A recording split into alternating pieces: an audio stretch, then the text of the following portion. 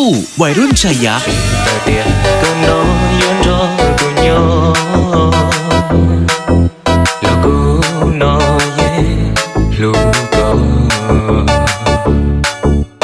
giờ nó cứ vui gió có tu tia lao sư là cô dễ sao xuyên gió gió by WeDj WeDo sao xuyên gió hoa có ý tu nu giờ tia lu có mua yên tư là chia ca by Pitu วัยรุ่นชัยยะ điều từ sau có trong số ta phong gió có mang đi có có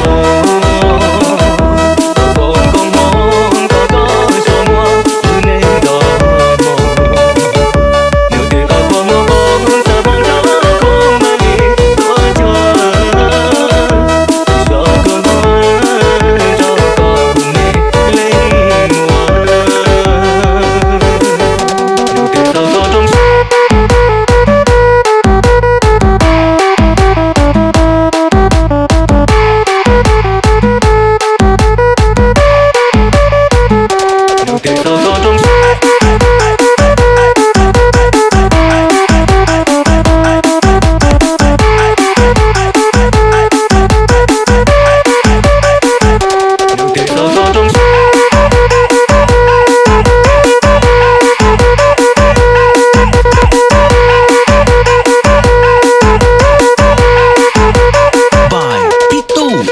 ชัยยะ từ sau có trong số ta phong gió có mang đi có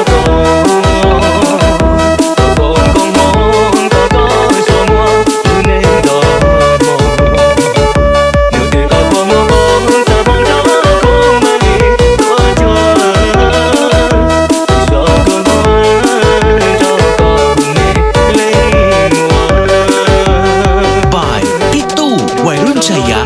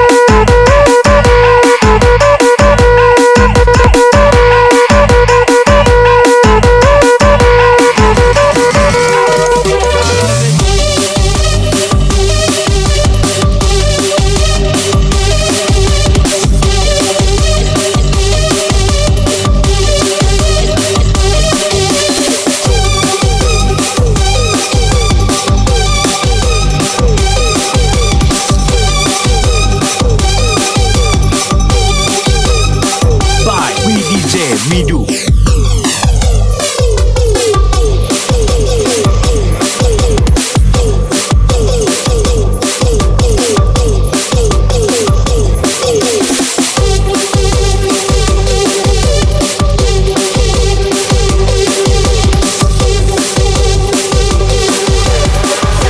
by Pitu วัยรุ่นชัยยะ Are you ready to party? 1, 2, 1, 2, 3, go!